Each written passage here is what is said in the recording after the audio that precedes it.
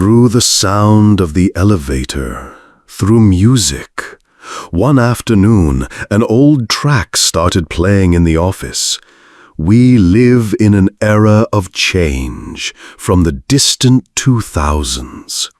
The melody reached the supply room, and Merrin suddenly froze, dropped her sponge, leaned against the wall, eyes down, as if her body remembered more than her mind allowed.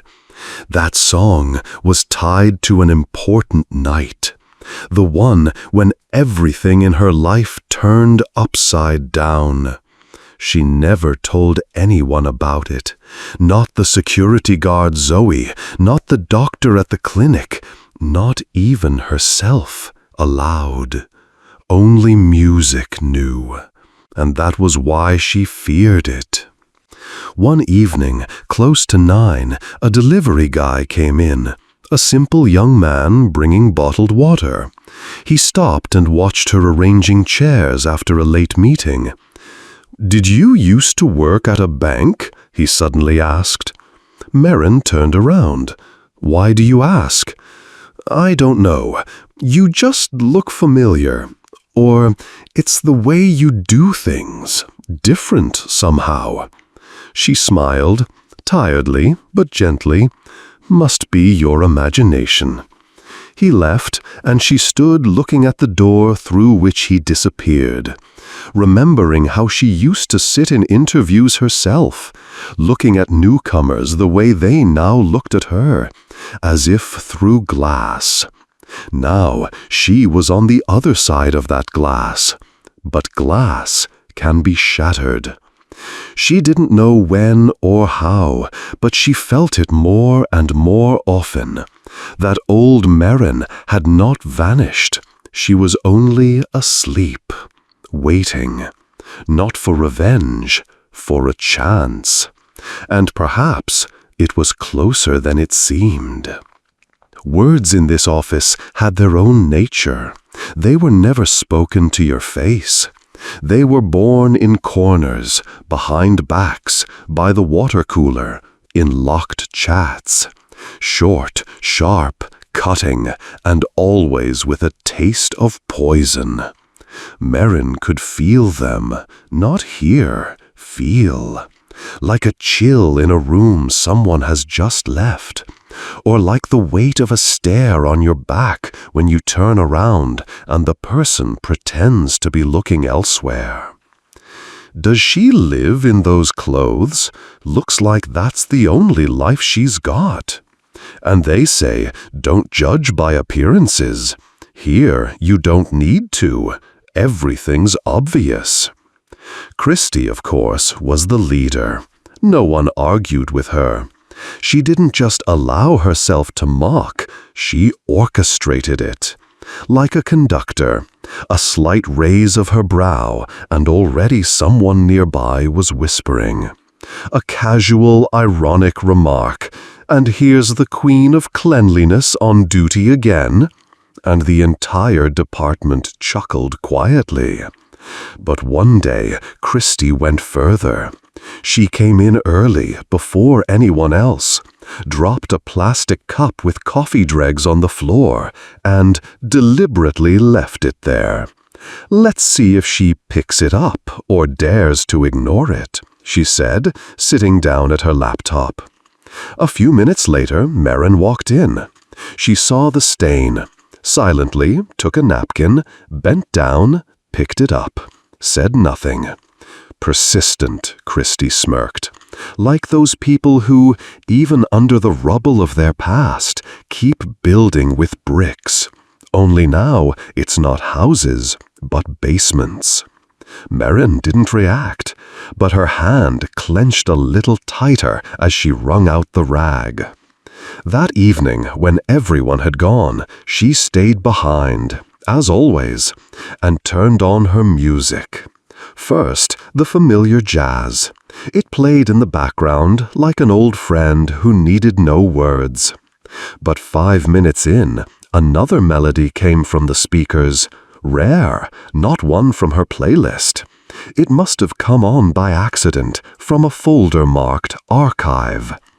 A simple melody, a little sad, almost childlike.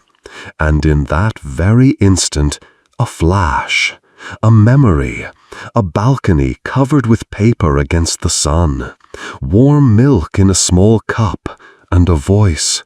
"Mom, promise you'll never leave again while I'm sleeping."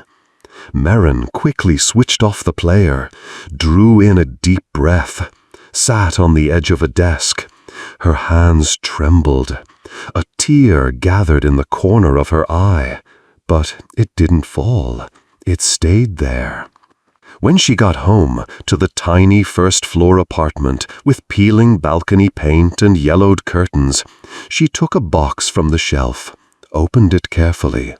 Inside, a pair of little blue sneakers, child-sized. A certificate signed by the school principal for active participation in math competitions. A photograph of a 12-year-old boy with a mischievous grin, his arms around a woman with brown eyes. Opened it carefully. Inside, a pair of little blue sneakers, child-sized. Marin was always the first to arrive, long before the corridors had shaken off their drowsy twilight, before the office kettle had gathered enough patience to begin its humming, and while the computers still pulsed with the faint light of sleep. She was already standing by the glass door, with keys in her pocket and a warm scarf carefully wound over her gray, slightly warm coat. That coat had slipped out of fashion long ago. More than that, it had fallen out of time. It looked as though it had come to her not by inheritance, but by misfortune. It hung loosely on her like a stranger's garment, and her boots creaked with the weary leather of more than one hard season. She stepped inside quietly, as though afraid to disturb a space that never truly belonged to her. At the coat rack she would pause, slip off her coat, smooth out the folds with her usual neatness, and then make her way to the supply room for gloves, a rag, a bucket, and a packet of bleach. All the tools of her invisible life here. While the rest of the city was still waking up, Marin was already scrubbing the glass door at reception, wiping away the smudges of someone's shoes near the elevator, straightening a fallen folder on a shelf. Sometimes, when no one was looking, she stopped at the window and watched the city slowly ignite outside. In those few minutes there was a silence, as if she stood on the border between two worlds. One world was loud, restless, full of takeaway coffee and high heels.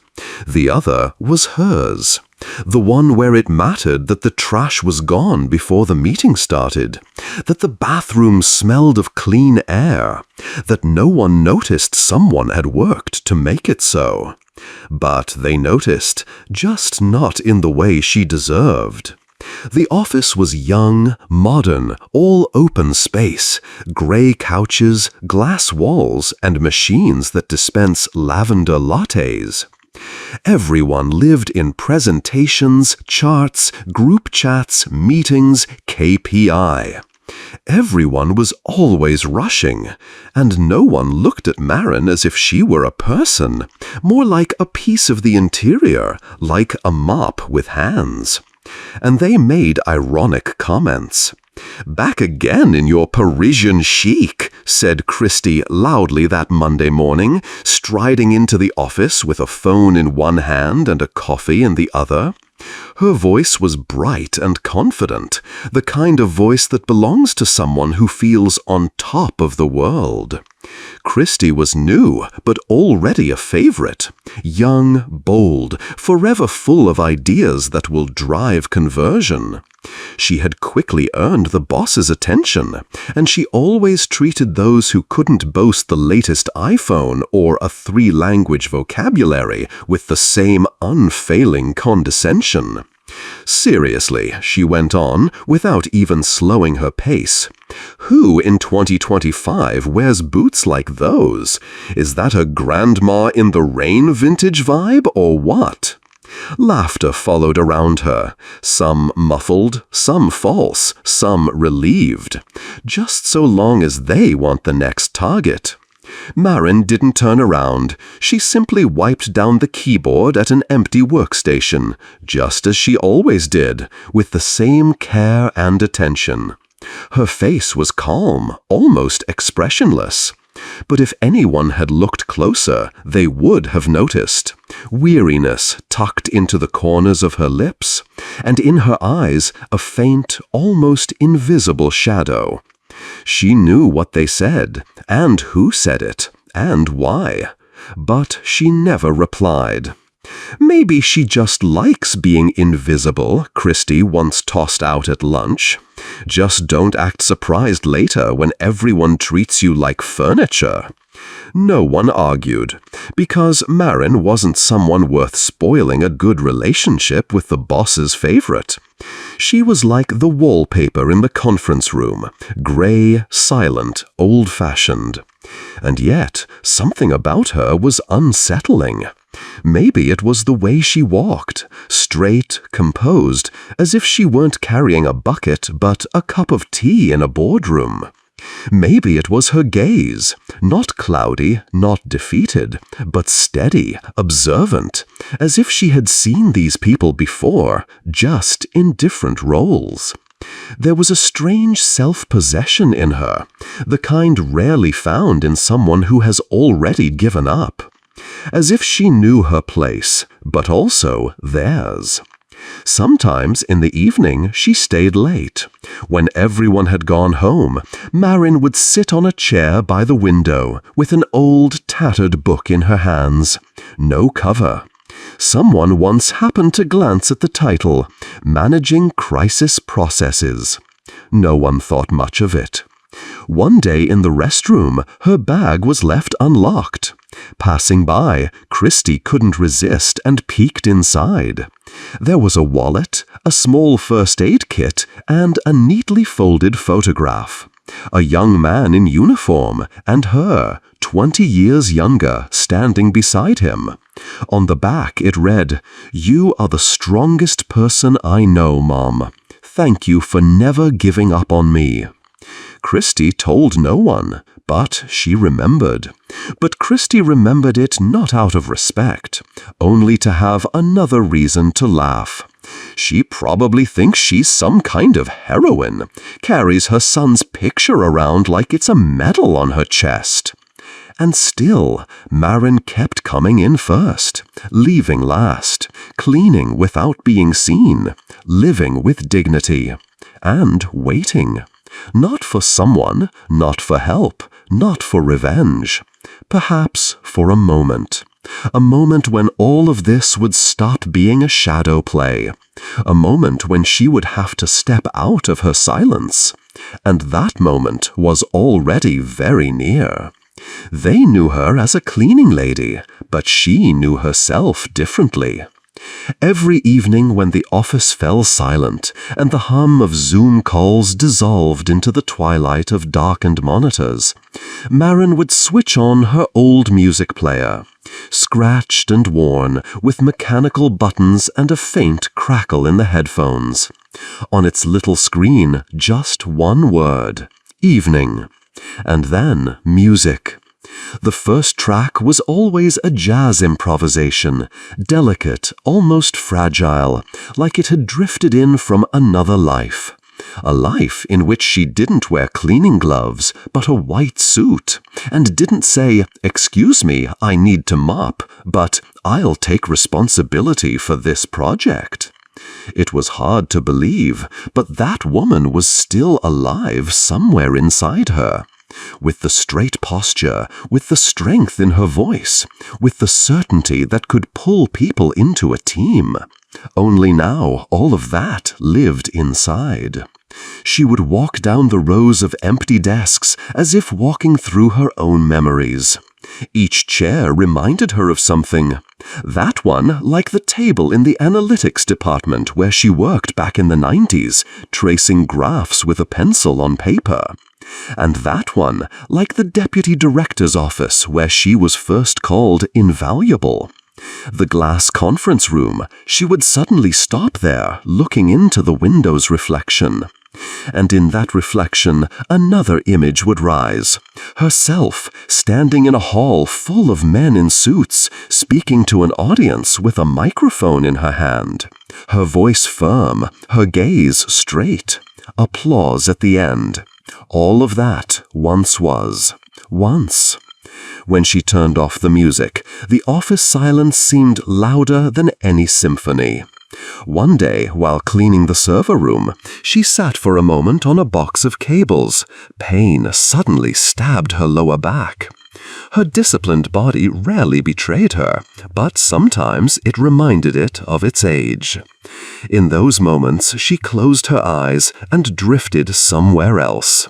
For a second, there was the smell of children's shampoo and laughter from a bathroom. A boy's voice, about 10 years old. "Mom, why are you so serious? I just asked if I could have a second candy." In her memory, there was the soft light of a lamp, spilled tea, and her fingers pressing laptop keys. Work files, deadlines, and somewhere between them, a short letter. "I'm sorry, but I can't balance it anymore. The choice is made." No one ever knew the price she paid then. Returning to reality, she slowly rose from the box, straightened as best she could. She wiped all emotion from her face, the way you wipe dust from a screen, quickly, without a trace. Marin knew she couldn't afford the luxury of memories. But the past still came, through the smell of a book. "I'm sorry, but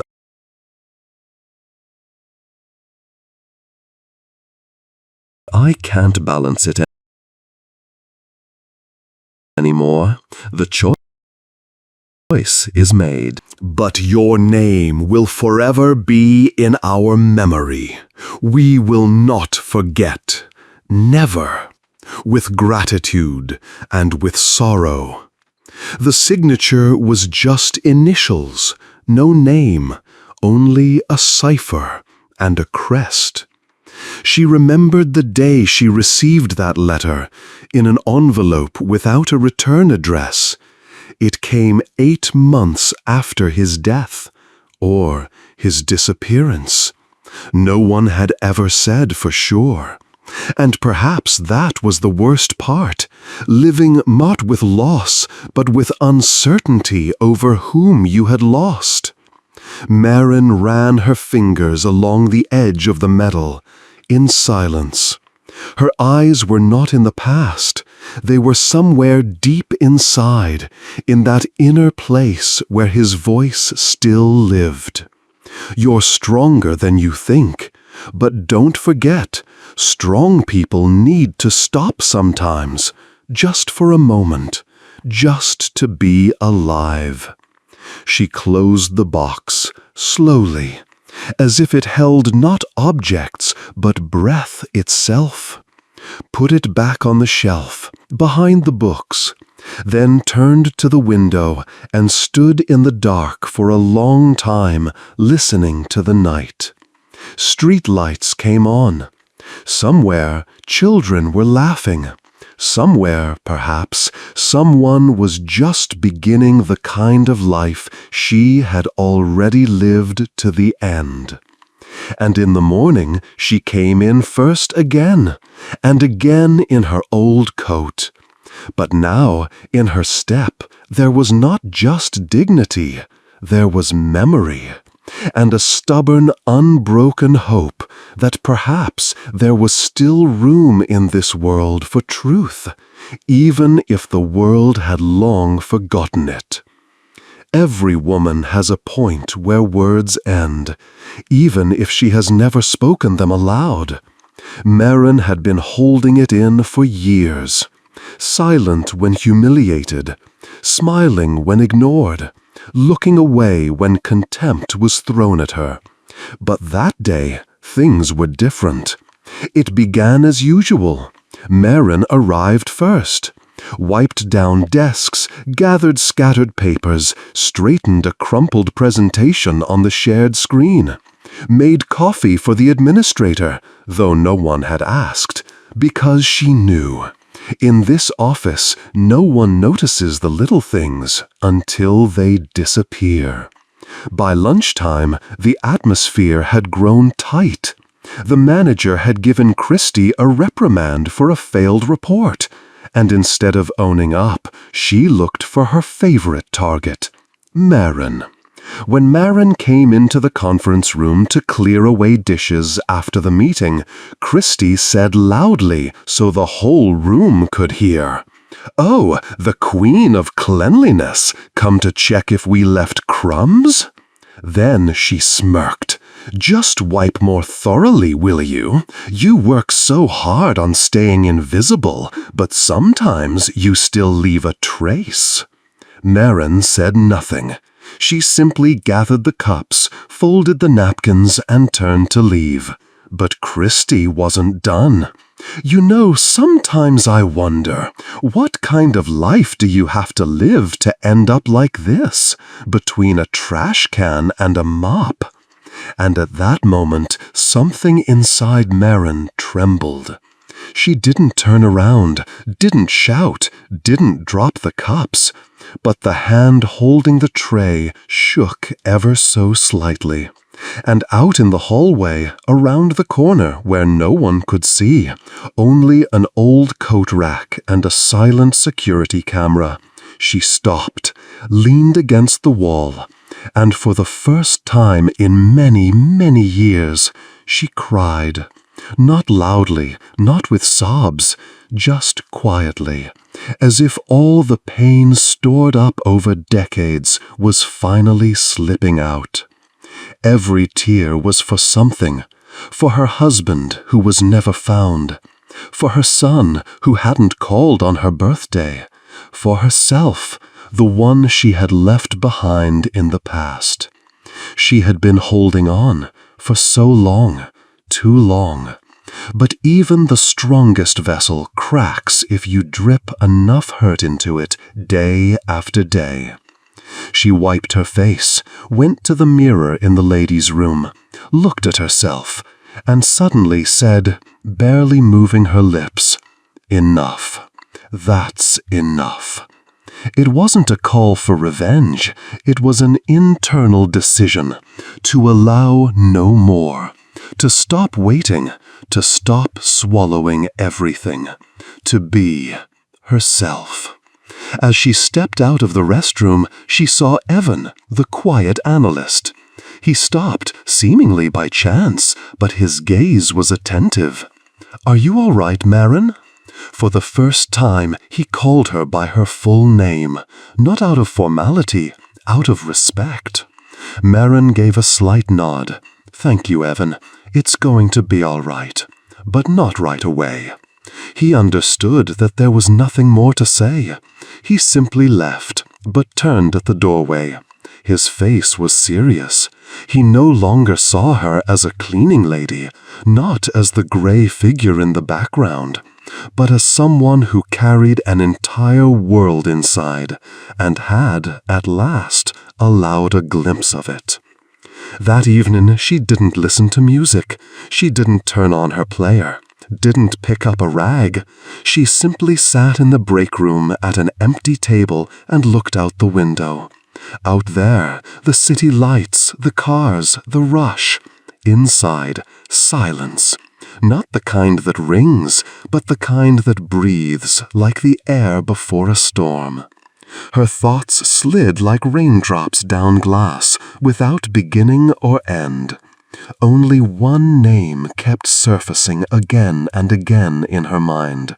Dylan. Her boy. Bright, warm, endlessly dear. He had always been smart, asking questions that were far too grown up for a boy his age. When she left for work, he would leave notes on the windowsill. "Mom, please don't be late today. I'll heat up dinner." He learned not to ask for much. He learned early that there are responsibilities you never shout about. He became an adult earlier than he should have, much too early. And perhaps that was her greatest debt. They hadn't drifted apart because of anger or a fight. They had been torn apart by that same life, which slowly, quietly, can wear down even the strongest bonds through accumulative silences. Their last conversation had been brief. "I can't be around, Mom. I'm sorry. I need space." "I understand, Dylan." And she truly did. That's why she didn't before a storm. Her thoughts slid like raindrops down glass, without beginning or end. Only one name kept surfacing again and again in her mind. Dylan. Her boy. Bright, warm, endlessly dear. He had always been smart, asking questions that were far too grown up for a boy his age. When she left for work, he would leave notes on the windowsill. "Mom, please don't be late today. I'll heat up dinner." He learned not to ask for much. He learned early that there are responsibilities you never shout about. He became an adult earlier than he should have. But every year, on the same day, she left the same message on his number. "I remember. I'm waiting. Here, where it's always clean. Your mom." There had been no reply for 3 years. Sometimes she felt he was still in the same city. Maybe he had even passed by her without recognizing her.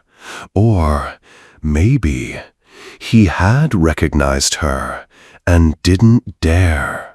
But she kept waiting, not as a mother demanding, as a woman hoping. That night, sitting in the half-dark room, she didn't cry. The tears had been in the morning. Now there was only steady breathing. And in that breathing lived strength. Not hysterical, not loud, quiet, stubborn, steady. She knew. Maybe her son would never return. Maybe the truth would remain locked inside letters and dreams. But if one day he did appear, she would still be here. Not broken, not bitter, alive. Because even if life had taken everything that mattered, she still had herself, and that was enough to keep going.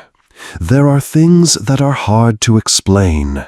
For instance, why a cleaning woman suddenly points out that the marketing report has mixed up metrics. Or why, walking past a logistics board, she picks up a marker and corrects an arrow in the route and turns out to be right. These weren't coincidences. They were cracks in perception.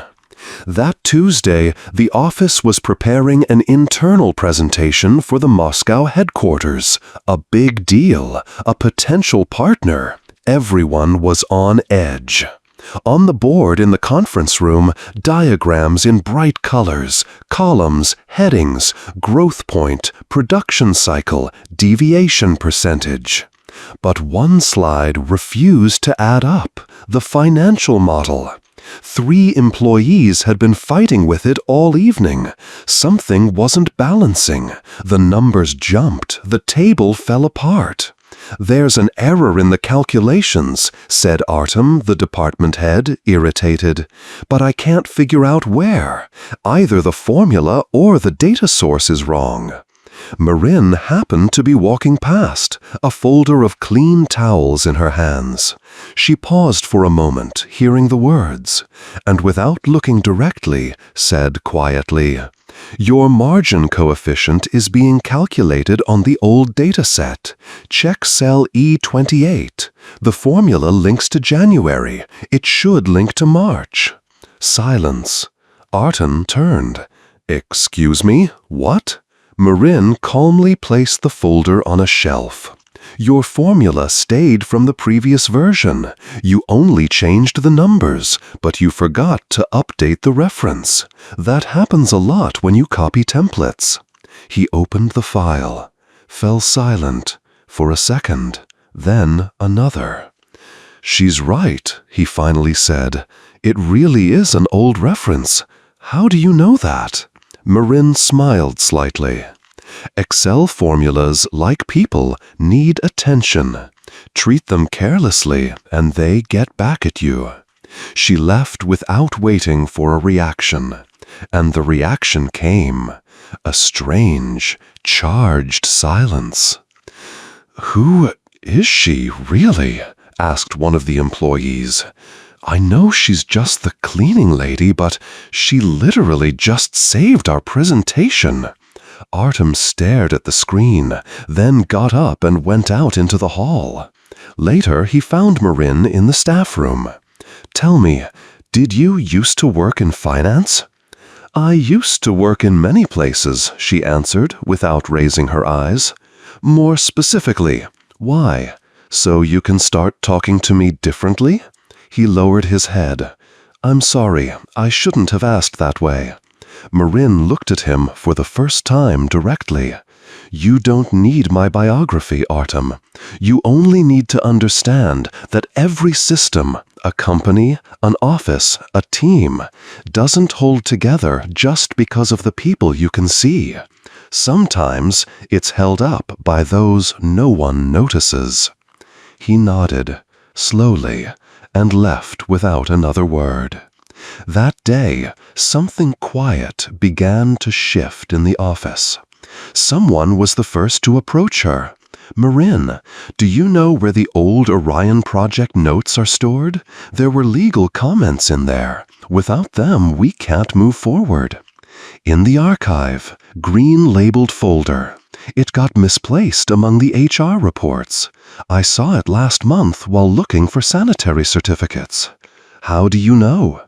"I just remember how people work." Later, Evan came over. He brought a printout of charts and hesitantly held it out. "I'm sorry, could I ask you to take a look? I can't figure out where my mistake is. The data's there, but the chart doesn't build. I haven't told anyone, but I struggle with the logic behind graphs." Marin took the sheet, looked at it for a few seconds. "Your axis is wrong. You're comparing an absolute with a percentage. They won't align until you set a baseline." "A baseline?" "A red line, the point from which everything else grows." Evan froze. Then, unexpectedly, said, "That's true for life, too." Marin smiled. "Especially for life." By the end of the week, the office had changed. Not dramatically, not officially, but there were more greetings, more care taken to clean up after themselves, and, most importantly, they started noticing that she knew far more than anyone thought possible for her role. But no one yet knew how she knew, or who she had been. And more often, people began to wonder, were they living in an illusion, where the roles were assigned all wrong? Friday morning began as if nothing was coming. The office smelled of cappuccino and orange-scented cleaners. Employees discussed weekend plans, presentation schedules, and the new logo for a startup the bosses had invested in. Everything was normal, right up until 10:43. At that moment, a black sedan with Moscow plates stopped in the parking lot. 3 men stepped out. One in an expensive navy suit, another with a tablet, the third with a folder and a blank expression. A minute later, the administrator leapt to her feet and nearly ran into the open space. "The CEO! Here? Personally? No announcement. They're already in the elevator. Who? Which CEO? The CEO. Himself." Silence fell, as if someone had muted a film. And then, like a switch, everything exploded into panic. People rushed around. Someone began frantically wiping screens. Someone else pulled on a jacket over a t-shirt. The presentations. Where are the presentations? Where's the latest Orion report? It's not approved yet. Don't show it. Who's going to speak? Christy? No, not her. After that reprimand, absolutely not. Then Artem. Artem's at a meeting. Suddenly, everyone was in charge, but no one knew what to do. Employees ran from desk to printer. The paper jammed, Wi-Fi glitched. One manager spilled water all over a keyboard. And in all that chaos, only one figure moved at the same calm pace as always. Marin. She passed the conference room, saw someone fumbling desperately with the archive cabinet. The key wouldn't fit. "Second drawer on the right," she said without stopping. "The copies you need are in there, already bound." A few steps later, she saw another employee rummaging frantically for the growth strategy report. "Top shelf, orange folder. But don't use the old version, the methodology is outdated. Take the March summary. It's more accurate." Her voice was steady, not commanding, but confident. And in that calm tone, there was something no one else in that office, not even the ones in high-backed chairs, seemed to have. When the elevator doors opened, everyone lined up in the hallway like school children, hands behind their backs, standing still. The CEO walked in. Glasses, a tired face, but a clear gaze. He looked around the office, nodded politely. The secretary whispered something in his ear. He gave a slight nod. "All right, colleagues, let's skip the show. I want to see how you work for real." No. There was also a note, folded in quarters. The ink on it had long faded. "I still love you, even if you chose differently." That night, Marin sat in the kitchen for a long time without turning on the light, staring into the emptiness. Something had happened many years ago. Something that shattered everything. She had never spoken of it. Not at the office, not outside. Not to Zoe, the security guard. Not even to herself. Not truly. But sometimes she would whisper a name, barely audibly, like a prayer. Dylan. Once someone asked her, "Do you have a family?" She smiled. "I used to."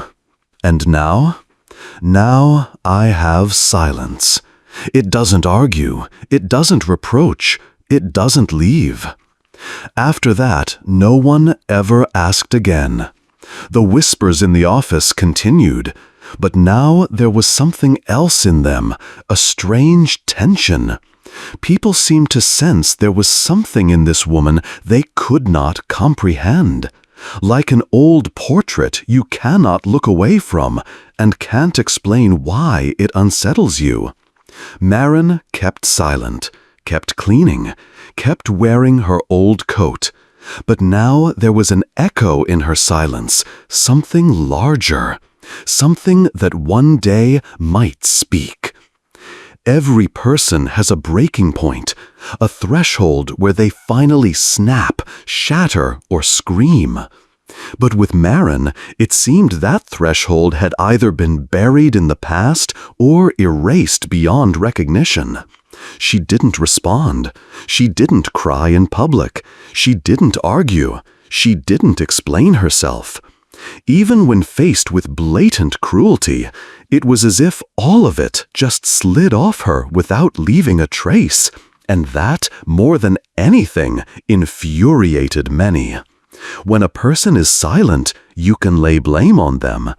But when someone is silent and remains dignified, that is frightening, especially for those who build their strength by humiliating others. Christy began to falter. She whispered, she provoked, she came up with jokes in front of everyone. But not once did Marin flare up. She never gave them what they wanted, a conflict. And that made people nervous, those who were used to seeing others only as a reflection of their own power. One day, during a company-wide meeting, the technical director came up to Marin. "Excuse me, do you know where the old evacuation plans are stored? We've torn the archive apart. Nothing." "In the cabinet behind the break room, second drawer from the bottom. It's empty. Lift the false bottom, there's a double layer. The documents are in a folder with a red strap." He left, a little stunned. Came back 10 minutes later with the folder in hand. How did you know that?" Marin simply nodded and went back to her work. No pride, no sarcasm, just the calm necessity of being useful. Or perhaps habit. The next day, the air conditioning broke in the middle of a heat wave. Panic, phone calls, cursing. The administrator was running back and forth. Nobody knew who was in charge of the technical systems. Passing by, Marin said without stopping, "The control box is on the roof. It sometimes overheats.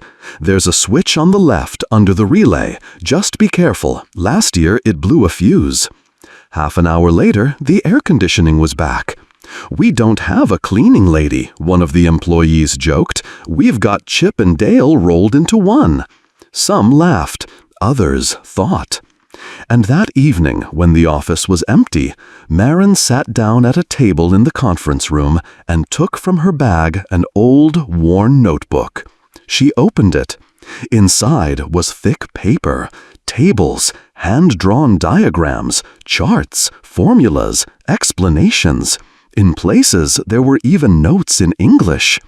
On the very first page, written in pencil, "Strategy for emerging from an internal crisis. Pilot project. Confidential." Her handwriting, her style, her life. She flipped through a few pages and stopped at a chart. Arrows pointing downward, falling numbers, then one arrow pointing up. In the margin, a note said, "Find the restart point." That was exactly what she had been trying to do all these years. Silently, carefully, with every new morning, with every rag, with every coffee cup someone didn't bother to put away. She had been searching for her own restart point, not in the company, in herself. The next morning, Christy staged a little show. The day started as usual. Coffee, phone calls. Why don't we have the approved brief yet? Marin walked past, quietly dusting the blinds. Silent, precise. Christy, sitting in the conference room with two colleagues, suddenly turned sharply toward her. "Tell me, Marin, was being a cleaning lady always your dream?" Her tone was mocking, but not openly rude, as though it really were an innocent question. Everyone in the room froze. The air was tight.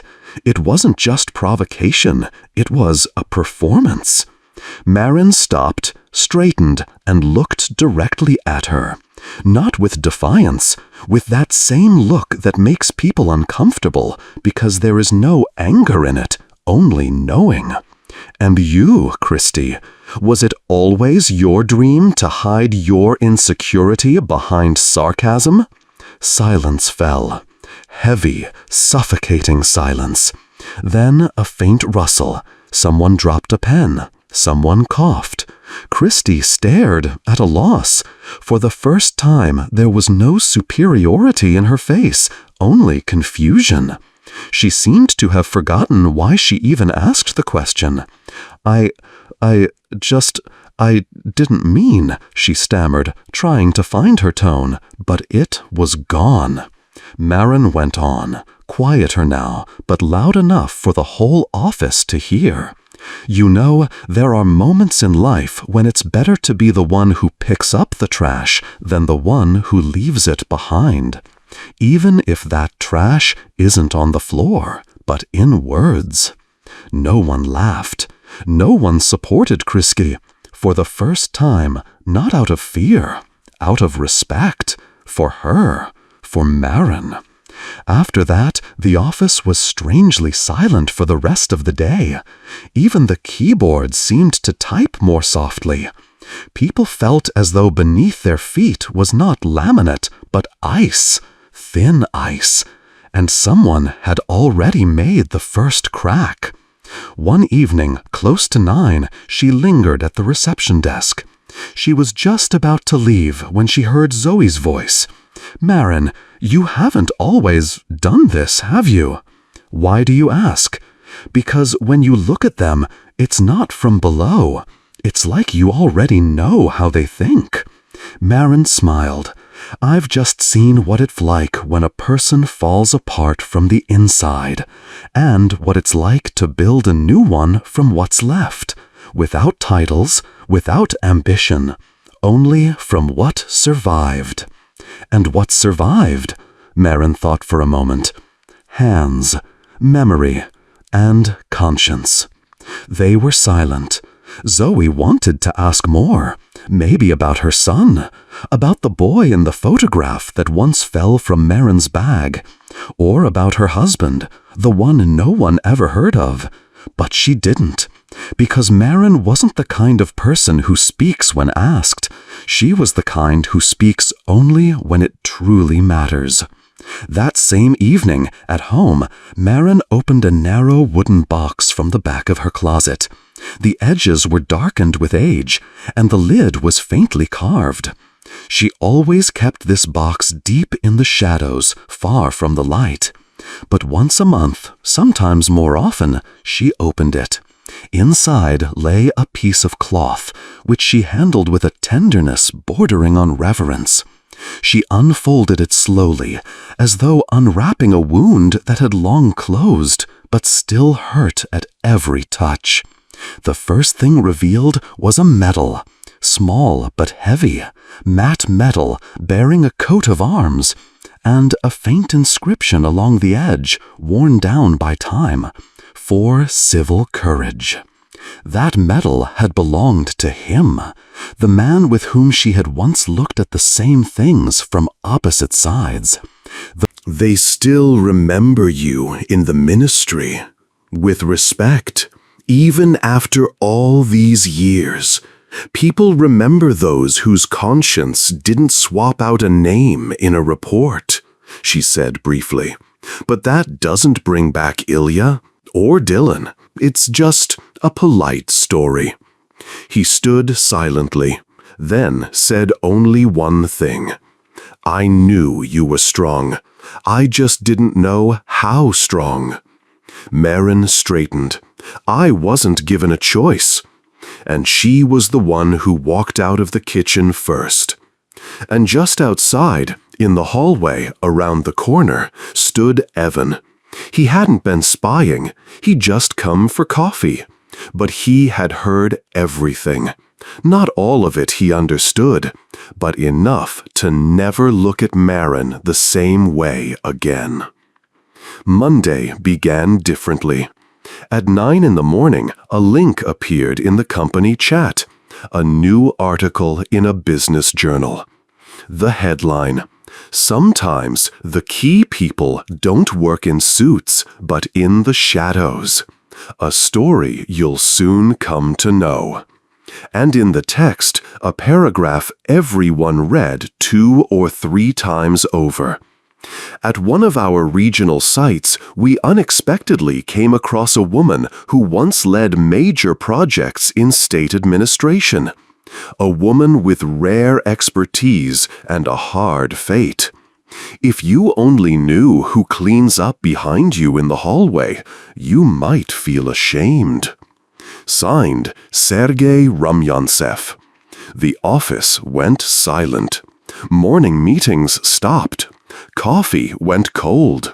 Everyone stared at each other, at their screens, and at the door, waiting for her to appear. And then she did. Marin entered the office in the same old coat, with the same bucket, in the same boots. But on that day, something irrevocable had already happened. When she passed the reception desk, the administrator stood up, not by protocol, by instinct. "Good morning, Marin Nikolaevna," she said softly. Her voice trembled. Marin gave a slight nod, not out of coldness, out of a wish not to make it important. But no one could ignore it any more. At lunch, Marin walked into the break room. 3 employees were sitting inside. When she opened the door, they all stood up. Awkward, silent, with surprise, and with guilt. "Sorry, Marin Nikolaevna," said one of those who had whispered behind her back just recently.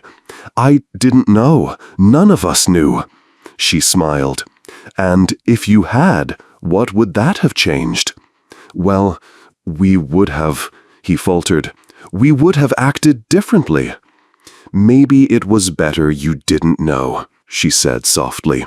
"You should respect people not for their past, but for how they stay silent when they're judged."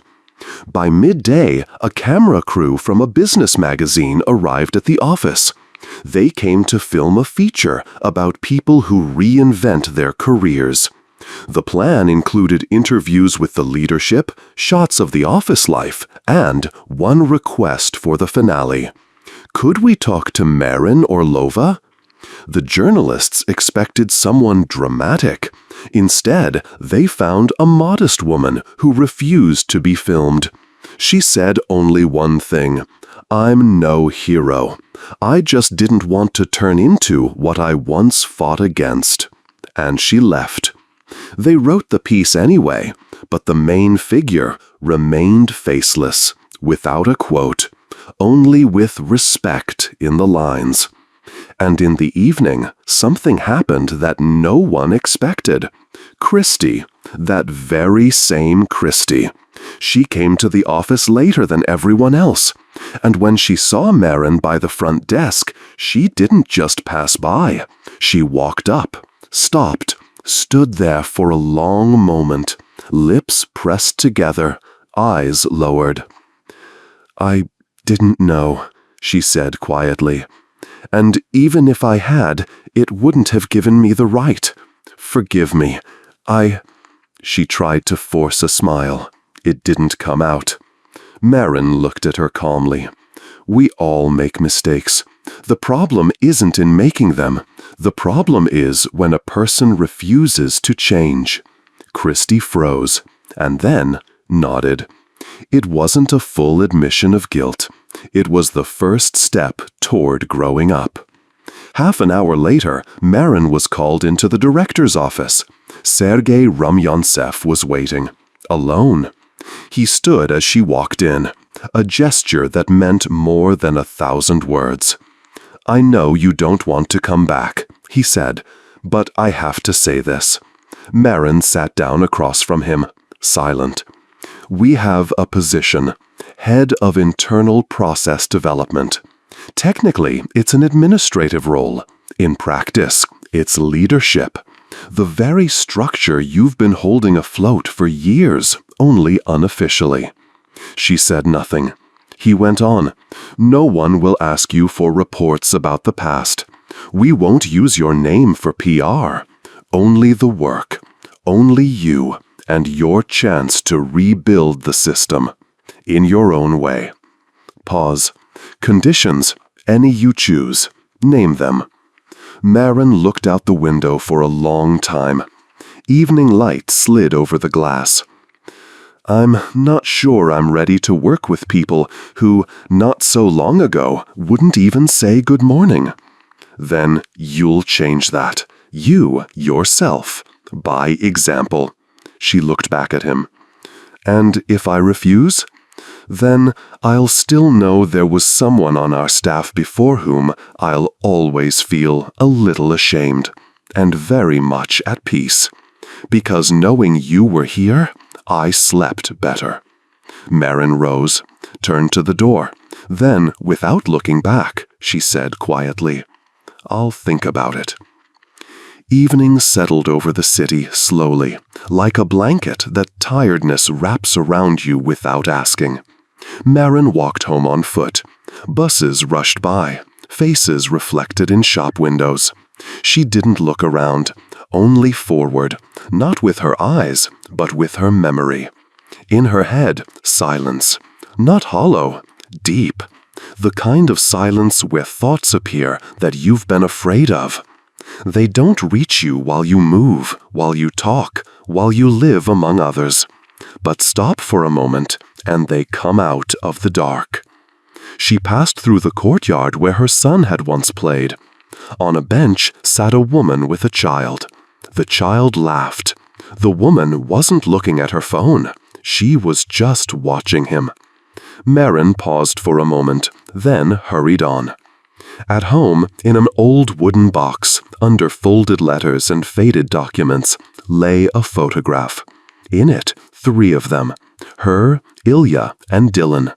He was 10 at the time, a grin stretching across his whole face, a t-shirt with comic book heroes. Ilya had his hands on their son's shoulders, and on his face, just a shadow, barely noticeable. A man who doesn't yet know he is being watched, but already feels it. Marin held the photo, sat by the window. Ilya had worked in internal analytics, not intelligence, not investigation, the place where they truly listened and observed. He wasn't an agent, not a spy. He was someone who collected truth, and he didn't know how to silence. One day, he didn't. He passed information upward, not to expose, to prevent a disaster. But the disaster was already needed, and those who needed it didn't care about life, or documents, or Ilya. First, they ignored him, then they demoted him, and then the file with his name disappeared. And they came for him. It didn't happen at night, no weapons. It was ordinary. They called him in for a briefing. He turned around at the door and never came back. Marin searched, knocked on doors, spoke to people's names she had only known on protocol signatures, wrote formally, called informally, and then she understood. It was a warning, not just for her, for their son, too. They let her leave quietly, offered a voluntary transfer, saved face. But there was already another person sitting in the office, and a guard in the hallway to make sure she didn't carry anything out. At first, she thought she could handle it, recover, fight. But then Dylan came, sat across from her, silent. "Mom, I'm scared." "Of who?" "I don't know. Everyone. School, friends. I see the way you look around. I can't live when you live like that." Marin didn't cry. She only said, "I'll fix it." The next morning, she wrote her resignation, not to the office, to the prosecutor's office, self-withdrawal, then to HR, then to a housing. Then why do I feel like you did it for yourself? He left. No shouting, no accusations, just that sentence. And since then, silence. Marin sat by the window. Outside, the wind swayed the streetlights. In her lap, a photograph. In her hand, a letter she had never sent. "Dylan, I don't know what else to do. I wanted you to understand. Maybe I really didn't do it all for you. Maybe I was saving myself through you. Forgive me for that, but know this, every day I still choose you." She put the letter back, without signing it, without sealing it, just so it would be there. Then she stood, walked to the mirror, looked at herself for a long time. "If this is a new chance," she said aloud, "I will either take it or I will never forgive myself again." In the silence, in the solitude, in an ordinary apartment on the edge of the city, the real change began. And, for the first time in a very long time, Maren felt not fear, but resolve. The morning was clear. Maren arrived at the office a little later than usual, without the bucket, without gloves. In her hands, a neat handbag. She wore the same coat, but it was pressed.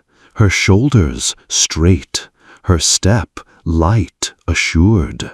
She went up to the 3rd floor, stopped in front of the office, took a breath, knocked, and walked in. Sergei Rumyantsev stood up from behind his desk, smiled. "Good morning, Maren Nikolaevna." "It really is a good morning," she said. "I accept. Then we start Monday. The terms will come to your email, but I doubt they'll surprise you." "It's hard to surprise me now. Except," he added with a hint of a smile, "except with yourself." When she stepped out of the office, the city was already stirring outside. People rushing, cars honking, pigeons circling by a bakery. Everything was as it had always been, and yet no longer the same. Maren stopped at the bus stop, took out her phone, checked her messages, cleared the unread folder, took a few steps forward, and it rang. The number had no name, but she knew it by heart. The call lasted 1, 2, 3 seconds. Maren didn't move.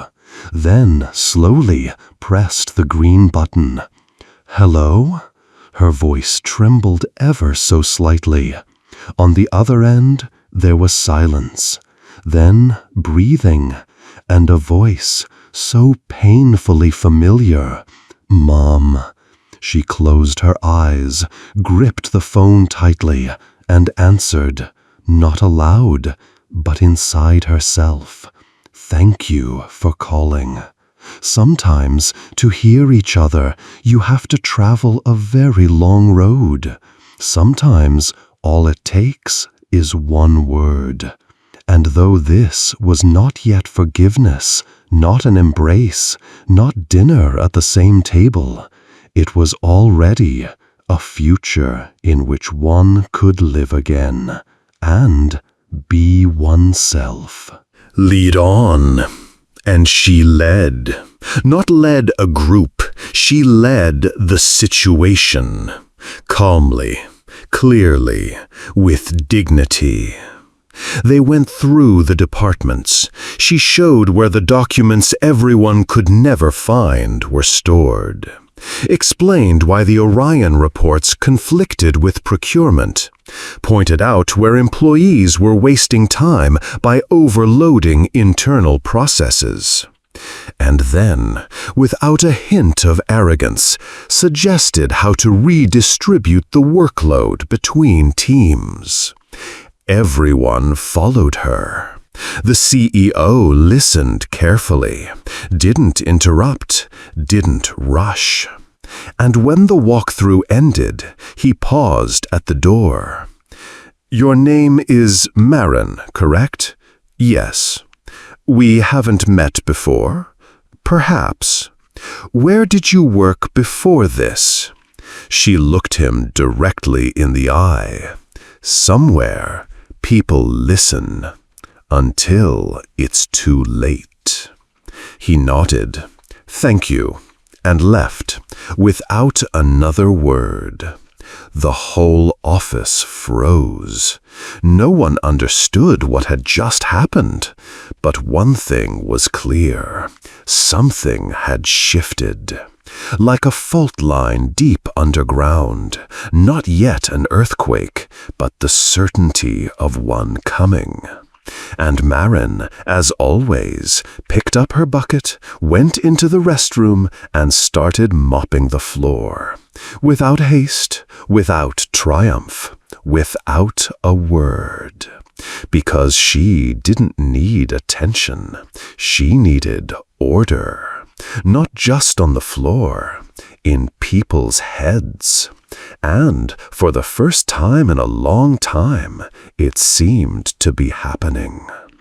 The newspaper was old, yellowed with age, with folded corners and that faint scent of paper that has been lying in silence for years.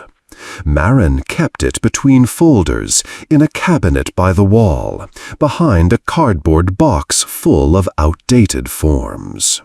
She took it out only once, on a Friday morning, before the others came in. She unfolded it. An article on an inside page, no photo, with a long headline. A reform ahead of its time.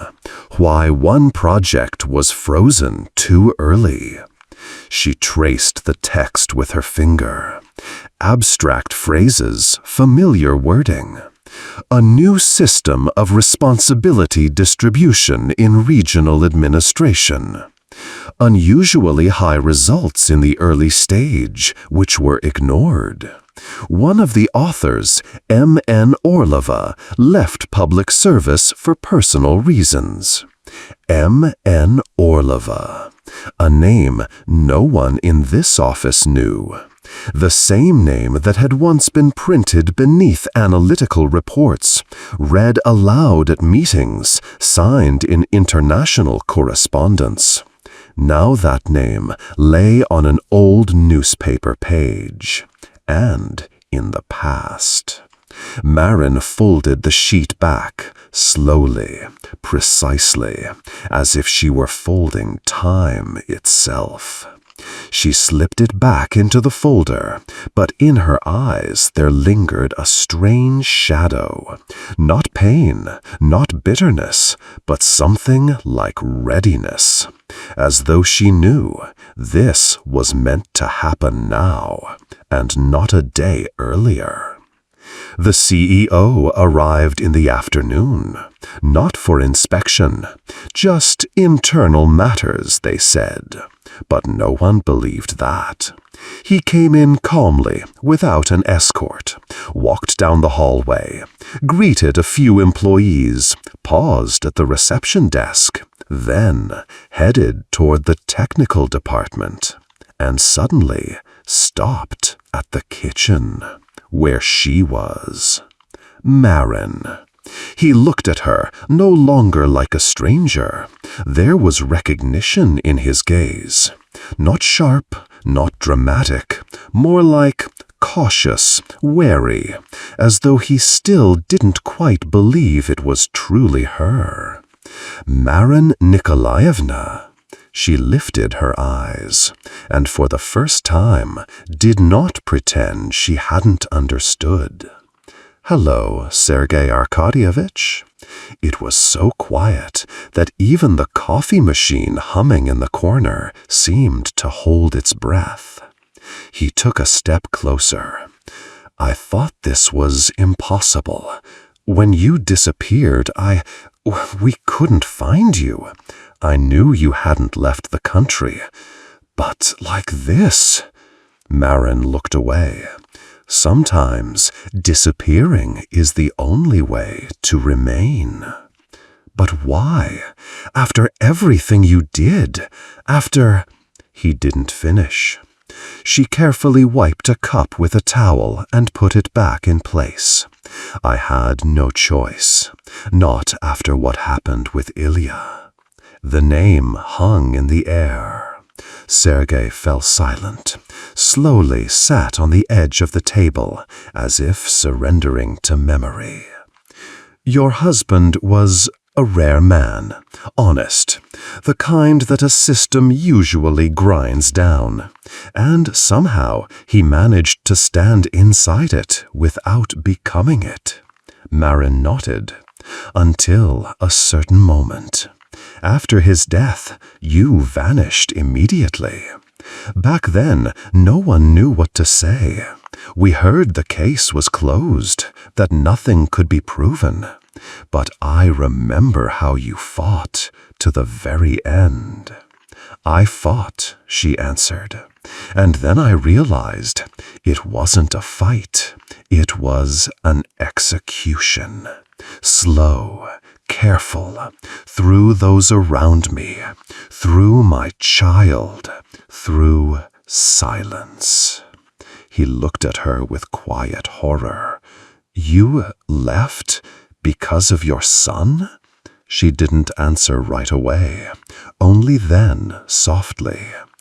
At first, I wanted to protect him, then to save him, and then I